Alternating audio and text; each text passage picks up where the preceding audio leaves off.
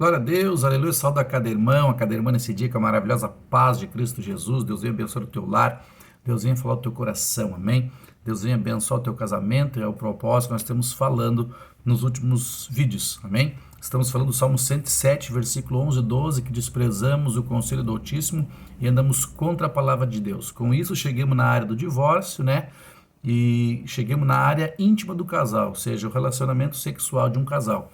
Tudo isso a Bíblia dá margem para a gente falar. A intenção aqui é proteger, a intenção aqui é que o diabo não ache uma brecha para entrar no teu casamento. E na área do sexo, ele acha também, diz o texto, né? Então a gente leu 1 Pedro 3,7, que o leito deve ser sem mácula, sem mancha, né? Nós lemos Hebreus capítulo 13, Hebreus, só vou dar uma conferidinha aqui, Hebreus 13, 1 Pedro 3,7, né? E Hebreus capítulo 13 de Hebreus, só para nós não perder o texto, vai que alguém chegue aqui depois, né, e não venha se perder no texto. Hebreus 13, acho que é no 3,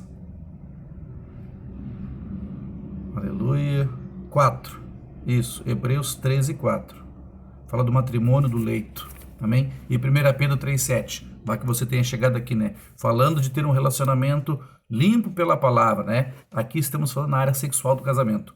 Hoje eu quero ler para os irmãos 1 Coríntios capítulo 7. Repara que Deus é tão bom, né? Que o texto mais forte que eu falei sobre divórcio, para mim até então, está no 1 Coríntios capítulo 7.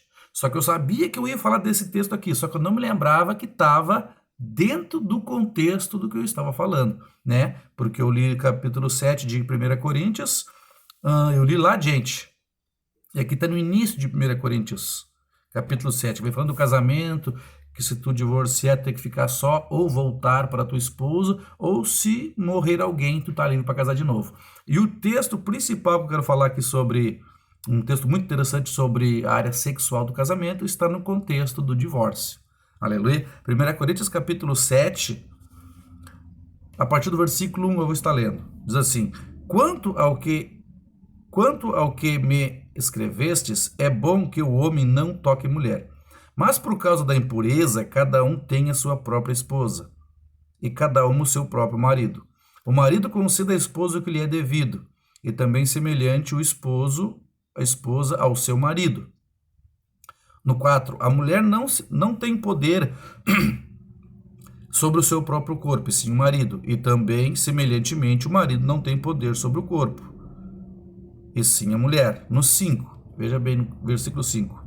Não vos priveis um do outro, salvo talvez por mútuo consentimento por alguém e por tempo, para vos dedicardes à oração, e novamente vos ajuntardes, para que Satanás não vos tente por causa da incontinência. Amém? Então aqui ele está falando da área sexual, né? Ele começa dizendo no 2 que é melhor casar que andar tendo relação sexual com várias mulheres, ou as mulheres com vários homens. Então se casem, né? Para que aí os dois, ali como diz o ditado, se apaguem no seu fogo, né? Então ele vem falando, no 5 ele deixa bem claro, ó, não vos priveis, ou seja, não deixe de ter relação sexual. Ó, não vos priveis um do outro, salvo talvez por mútuo consentimento, para vos dedicardes à oração, ou seja, tu, né, na hora da relação sexual tu não vai estar orando. Então tem que ter um mútuo consentimento, ou seja, a minha esposa tem que dizer assim, por exemplo, não, eu quero orar hoje, então hoje nós não precisamos ter uma relação sexual, então tu vai lá orar, né? Mas do contrário, é obrigado, ou seja, obrigado que eu digo é necessário, né?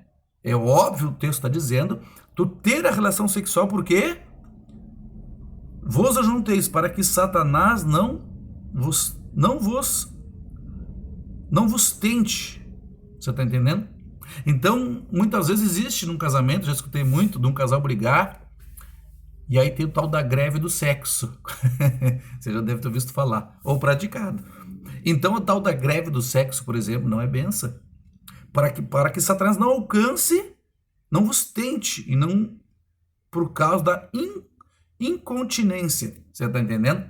Então perceba que a área sexual é importante na vida de um casamento, desde o leito limpo, né? Ou seja, entre quatro paredes não vale tudo, né? Ou seja, vou traduzir para você aqui na linguagem adulta, né? Sexo oral, sexo anal, né? Isso é proibido pela palavra. A vida comum do lar com discernimento. 1 Pedro 3,7. Entre quatro paredes não vale tudo, somente o que a palavra de Deus ensinou. A gente sabe qual é que é a vida comum do lar, né? Aqui você vai vendo, ó, que se eu não tenho uma relação sexual sadia, constante com a minha esposa, constante que eu digo normal, né?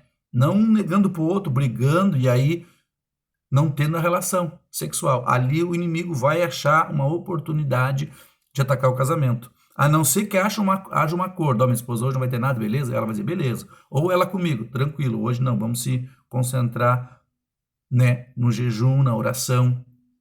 Mas tem que ter um mútuo consentimento, a gente tem que ter um acordo, porque senão Satanás ele vai achar espaço, a Bíblia está dizendo, você perceba? Percebe que o texto é claro. Na sequência vai entrar os divórcios. Você entende? Por isso que muitos casais, às vezes, se desgostam, se enxateiam, começam a brigar, não, do nada, do nada, irmão Moisés, está tudo normal lá em casa, quando vê, tem brigando, porque existe esta brecha, né? O que eu digo muitas vezes no casamento acontece? O marido é mais abrasado e a mulher é mais devagar. Ou a mulher é muito abrasada e o homem é mais devagar. O que eu digo? O que fazer? Né? Aquele que é mais abrasado se esfria um pouquinho. E aquele que está muito apagado se aqueça um pouquinho para que haja um balanceamento no casamento. Você está entendendo?